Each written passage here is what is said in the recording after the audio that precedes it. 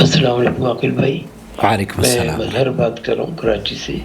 مظہر صاحب. اور میں آپ کا اسکرائبر بھی ہوں، اور آپ کی پروگرام سے میں نے فائدہ اٹھایا ہے، اور میرے بچوں نے بھی. الحمدللہ اللہ تعالیٰ آپ کو آپ سبسکرائبر بھی ہیں، فائدہ بھی اٹھا رہے ہیں چینل سے، اور آپ کے بچے بھی. یہ ہمارے لیے بڑی سعادت کی بات ہے. اللہ رب العالمین اس چینل کی نشریات کو مزید فائدہ مند ثابت فرمائے. جو چینل اس لائق ہے کہ اس کو دیکھا جائے، مل کر اس سے علم حاصل کیا جائے، وہ اس لائق بھی ہے کہ اس کو سپورٹ کی جائے. جی ہاں، اس کے جوائن ممبرشپ کے ذریعے اسے جوائن ممبرشپ اسکیم کے تحت جڑ کر سپورٹ کرنا شروع کر دیجئے. اگر آپ کے ملک میں جوائن ممبرشپ کا بٹن نظر نہیں آتا تو ڈسکرپشن باکس میں پیٹرین ویب سائٹ کا لنک ہم نے دے دیا ہے، تو آپ براہ کرم آپ اپنے بچوں کے ساتھ اس کو کہیں کہ اس چینل کو سپورٹ کریں. آپ کا سوال سنتے ہیں. اب ایسے ہی آگے بڑھاتے جائیں، اچھی اچھی باتیں آپ ہمیں بتاتے جائیں، الحمدللہ اور ہمارے مسئلے مسائل حل ہوتے رہیں گے انشاءاللہ. اللہ تعالیٰ. اللہ آپ کو عمر دراز کرے آپ کی. آمین آمین. اور میں یہ پوچھنا چاہتا تھا کہ دعائے قنوت جب پڑھیں گے 2 رکعت وتر میں جب پڑھیں گے، 2 رکعت پڑھ کے پھر 1 رکعت پڑھیں گے، تو اس میں جو ہم جو سورت کے بعد جو ہے وہ جب ہم وہ پڑھیں گے دعائے قنوت، تو ہم اللہ اکبر کہیں گے یا نہیں کہیں گے، اور پھر اللہ اکبر کہہ کے ہاتھ کانوں تک لے کے جائیں گے یا نہیں، یہ مجھے بتا دیجیے. میں صرف اتنا کہتا ہوں اللہ اکبر بس زبان سے، اور پھر میں اللہ دینی فی من ہدایت اللہ دینی فی من شروع ہدیت. کر دیتا ہوں. سبحان اللہ. پہلے میں رب جعلنی پڑھتا تھا، لیکن آپ کا پروگرام دیکھ کر کے اب میں یہ پڑھنے لگا ہوں. بہت اچھی بات تو ہے. اور بھی مجھے فائدہ یہ ہوا کہ ایک دفعہ آپ نے کہا تھا کہ کسی کا جواب دیا تھا ہاں. کہ بھئی آپ سجدے کی دعائیں، رکوع کی دعائیں ماشاءاللہ آپ پڑھتی ہیں، آپ من لوگ نہیں پڑھتے ہیں یہ وہ. تو مجھے بڑا میرے دل پہ اثر ہوا اس کا اور دماغ پہ.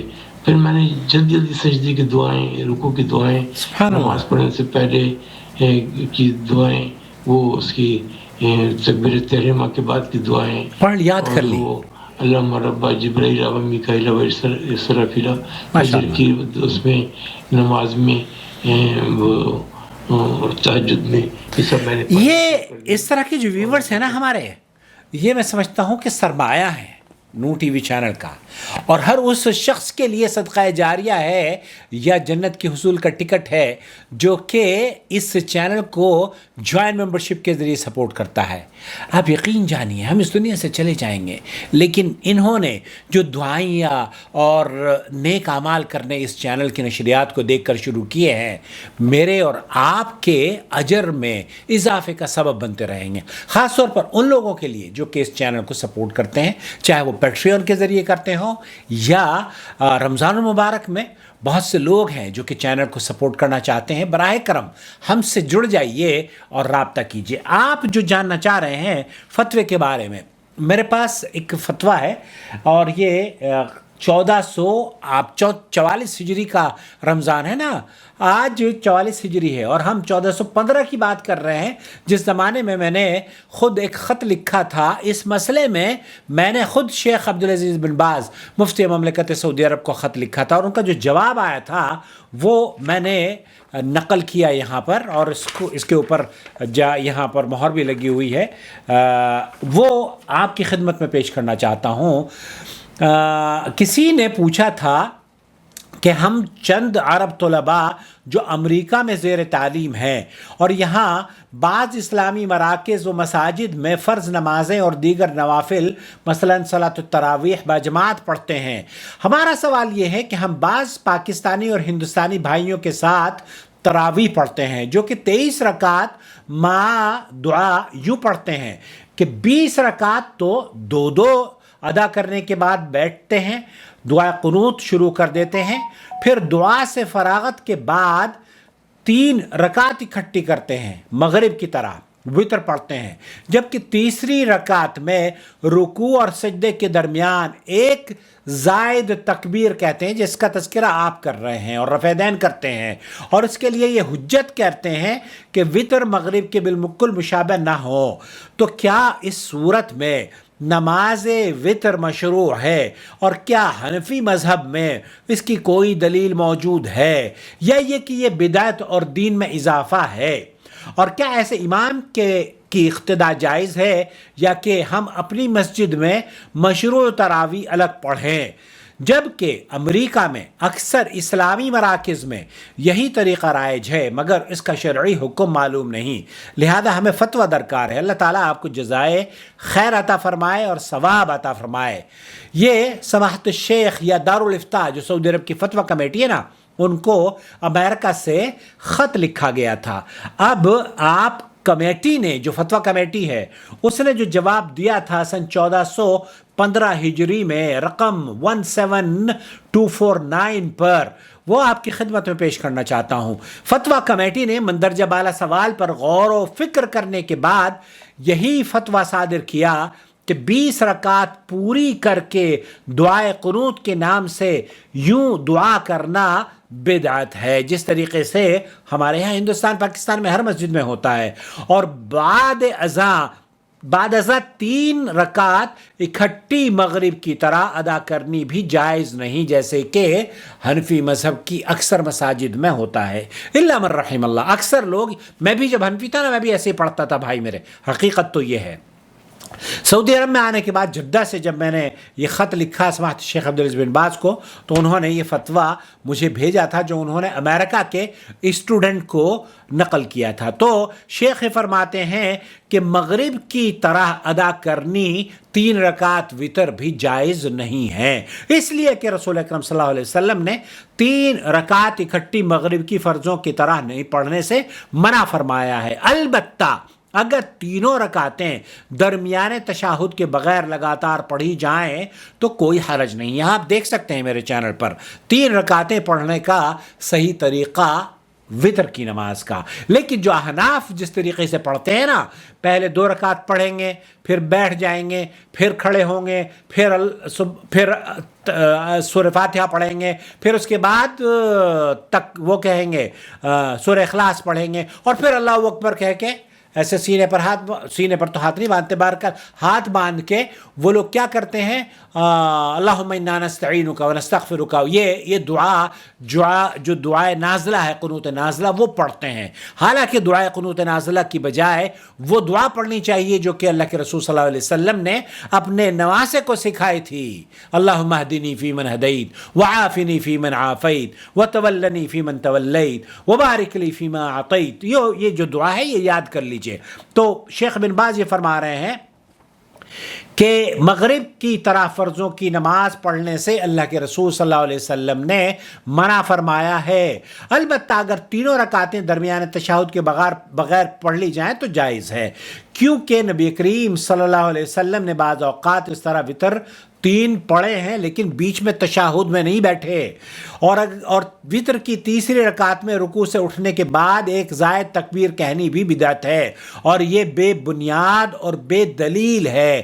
وہ جو سب لوگ کرتے ہیں نا، حالانکہ اہل حدیثوں کو منع کرتے ہیں کہ آپ رفع دین نہ کریں، کیونکہ بت لایا کرتے تھے صحابہ۔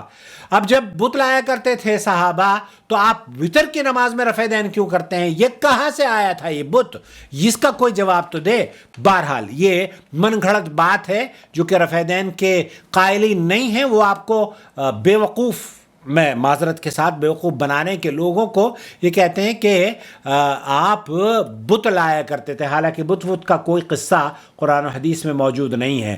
تو بے بنیاد اور بے اصل چیز یہ ہے کہ آپ تکبیر کہیں، رفع دین کریں، اور نماز میں قنوت سے پہلے جیسے احناف کرتے ہیں اللہ اکبر کہہ کے پھر ہاتھ باندھ کے اور پھر کہیں کہ اللہم نستعینک ونستغفرک ونؤمن بک ونتوکل علیک، وہ جو دعا پڑھی جاتے میں پڑھتا تھا پہلے۔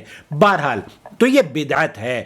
انہیں نصیحت کی جائے تو بہتر ہے. شیخ نے فرمایا یا فتویٰ کمیٹی نے، سعودی عرب کی فتویٰ کمیٹی نے کہا کہ ایسے لوگوں کو جو کہ اس طرح کی نمازیں پڑھتے ہیں، وطر کی نماز خاص طور پر، انہیں نصیحت کی جائے تو بہتر ہے. اگر وہ لوگ نصیحت قبول نہ کریں تو تمہارے لیے شرعاً یہی بہتر ہے کہ تم اپنی مسجد میں الگ 11 یا 13 رکعت پڑھو، 11 رکعت یا 13 رکعت تراویح پڑھو، کیونکہ نبی کریم صلی اللہ علیہ وسلم سے یہی افضل عمل ثابت ہے. اور اگر 23 یا اس سے زیادہ بھی پڑھے تو کوئی حرج نہیں، اس لیے کہ رسول اکرم صلی اللہ علیہ وسلم نے فرمایا کہ رات کی نماز 2 رکعت ہے. پس تم میں سے کوئی صبح ہونے کا اندیشہ ہو تو ایک ہی رکعت پڑھ لے. یہ اکیلی رکعت پہلی پڑھی ہوئی ساری نمازوں کو وطر عدد بنا دے گی. یہ حدیث بھی اتفاق بخاری اور مسلم صحیح ہے، جس میں رسول اکرم صلی اللہ علیہ وسلم نے کسی مخصوص تعداد کی تحدید نہیں فرمائی ہے. واللہ الموفق وصلی اللہ علیہ نبینا محمد. مہر لگی ہوئی ہے چیئرمین فضیلت الشیخ عبدالعزیز بن باز، مفتی عام اور رئیس ہیئت کبار العلماء و ادارۃ البحوث العلمیہ والافتاء المملکۃ العربیۃ السعودیہ، اور اس کا ترجمہ کیا تھا فضیلت الشیخ قاری احمد الدین جامعۃ ام القری مکۃ المکرمہ حفظہ اللہ نے. یہ ہے وہ بات جو کہ میں آپ کی خدمت میں پیش کرنا چاہ رہا تھا، لیکن یہ موقع مجھے آج دیا ہے بھائی نے ہمارے کراچی سے غالباً. تو اس فتوے کی روح سے شیخ بن باز کا لجنۃ الدائمہ والافتاء کا فتویٰ یہ ہے کہ یہ بدعت عمل ہے. جس طریقے سے مسجد میں 3 رکعت وطر پڑھے جاتے ہیں نا، اور آپ آخری رکعت میں ایسے کر کے پھر وہ کرتے ہیں، دعائے قنوت پڑھتے ہیں. دعائے قنوت کے لیے رفع یدین ثابت نہیں ہے. البتہ اب اگر آپ دعائے قنوت میں رفع یدین کرنا چاہتے ہیں تو رفع یدین نمازوں میں سنت ہے. رکوع میں جاتے وقت اللہ اکبر کہنا، رکوع میں سر اٹھاتے وقت، اور پھر تیسری رکعت کے لیے. لیکن رفع یدین قنوت نازلہ سے پہلے اس سے یہ ثابت نہیں ہے. اب آپ کو جو صحیح نماز کا طریقہ ہے وہ یہ کہ یا تو آپ 3 رکعت وطر کی نماز بغیر تشہد کے پہلی رکعت پڑھیں، دوسری پڑھیں، تیسری پڑھیں اور سلام پھیر لیں. یا اگر آپ قنوت پڑھنا چاہتے ہیں تو قنوت رکوع سے پہلے بھی پڑھ سکتے ہیں، رکوع کے بعد بھی پڑھ سکتے ہیں، لیکن اس کے لیے اللہ اکبر کہنی شرط نہیں ہے. رکوع میں اللہ جاتے ہوئے رفع یدین کرنا یہ مسنون ہے، لیکن قنوت سے پہلے رفع یدین کرنا یہ ثابت ہی نہیں ہے. بلکہ شیخ ابن باز کہہ رہے ہیں کہ یہ بدعت عمل ہے. ان کو نصیحت کریں، اور اگر وہ نصیحت کو قبول نہ کریں تو پھر اپنی نمازوں کو نبی کریم صلی اللہ علیہ وسلم کی نمازوں کے مطابق ادا کریں. مجھے امید ہے وضاحت ہوگی. والسلام علیکم ورحمۃ اللہ وبرکاتہ. شهر رمضان الذي